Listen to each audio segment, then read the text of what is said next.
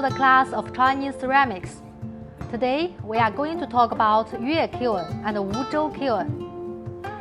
The Yue kilns were the fastest developing of all Celadon kilns, with the greatest number of sites, a coverage area, and the best quality products. The Yue kilns influenced the areas around it and became the leading force in development of Celadon.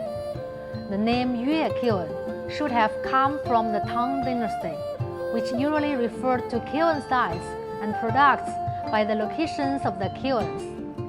The name Yue Kilns was really just short for Yuezhou Kilns. The Yue Kilns were situated at the northeastern part of Zhejiang province. It was the general name for all kilns that produced Celadon around the Yuyao, Shanglin Lake area. The most characteristic kiln was the Shanglin Lake Kiln, 30 kilometers northeast of present-day Yuyao County. The Yue kilns produced many categories of products, including jars, spittoons, incense burners, bowls, pots, wine cups, and so on, as well as children's toys such as porcelain dogs, ponies, and chicks. Production of Celadon from Yue kilns relied on dragon kiln technology. The key material was porcelain stone, which is the mixture of mica, quartz, and other elements. It was equivalent to the compound of kaolin, feldspar, and quartz, which is low in organic substances and has comparatively low viscosity and absorbency. Its impurities of mica minerals also made its iron content rather high. The type of limestone glaze applied to Celadon was highly lustrous and had good transparency and hardness. Only the reduction fires of the dragon kiln can create such glass-like transparency with a glaze material that had such a low melting point and viscosity, so that all the engraved motifs, patterns, or relief on the body can clearly appear before people's eyes. Celadon of the Yue kilns were all fired at temperatures above 1200 degrees Celsius, in some cases as high as 1300 degrees. Judging from the body and glaze, early Yue Celadon had a finely textured body, usually in gray or white. It was fired to a fully congealed hardness and no longer water absorbent. The body was completely covered in a highly uniform layer of glaze. The glazed areas were different depending on the vessel and its use.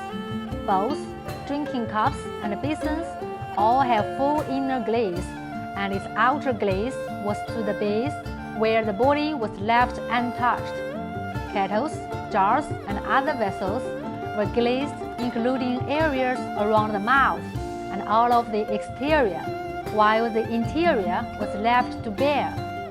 Since the body's color was complementary to the color of the glaze, therefore, early Celadon had a light-colored body and a greenish glaze. However, later Celadon had thicker bodies that were deeper in tone. The glaze was thicker to match and still applied very uniformly. The Celadon appeared greenish-green. The common ways of decorating a Yue Celadon would be attached, carved, sculptured, pierced patterns, and so on. Decorative motifs included the parrot, dragon, phoenix, butterflies, birds, flowers, as well as famous personages. Yue porcelains, with advantages of a long tradition, strong technological support, and superior materials, gained the honor of king of all kilns among all Celadon categories throughout China. A certain class of the finest Yue porcelains was custom made as a tribute for the imperial court. At the time, many poets have created romancing poetry, praising the porcelain from the Yue kilns. Their vivid language glorified the colors and luster of the Yue ware. The Celadon of Shanglin Lake Yue Kiln was widely acclaimed, as we can find records of these products from Japanese literary annals of the Meiji period. A Japanese poet wrote in his poems about the history and glaze colors of celadon from Shanglin Lake. Through Ningbo Harbor, a constant supply of Shanglin Lake celadon was shipped to Korea and Japan in East Asia, as well as to Arab nations in West Asia. Until this day, there exists in India, Iran, Egypt, Japan, and other countries, and nursed celadon that were made originally Shanglin Lake. Wuzhou Kiln was situated at the central Jinhua region of present-day Zhejiang province. Porcelain kilns spread throughout the area and had broad coverage. With archaeological research, a total of more than 600 ancient kiln sites were discovered, which were built from the Han to Ming dynasties. This discovery unveiled unusually numerous kilns, which have been in service for the longest times and had a relatively significant spot in the history of ceramics.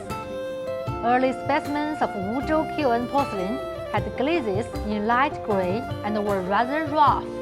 It had poorly tempered and under vitrified clay with irregularities on the surface. Speckles often formed on the glaze of Wuzhou porcelain. They were green or sometimes with yellow mixed in. The many crackles on the surface, which often contained protruding yellow crystallized matters, were a unique feature of Wuzhou porcelain. By the middle phase of the development of Wuzhou Kiln porcelain clay resources in the area have become scattered and thinned out, making it difficult to mine. Therefore, the craftspeople used local red clay, which were easily mined, to model the bodies of vessels. But since red clay had high iron oxide and titanium oxide content levels, it became dark purple after being fired, undermining the quality of the greenish glaze. Therefore, a layer of fine white dressing clay was used to cover the body. With the cosmetic clay underneath, the glaze appeared smooth and soft, showing a bit of brown in green or yellow-green.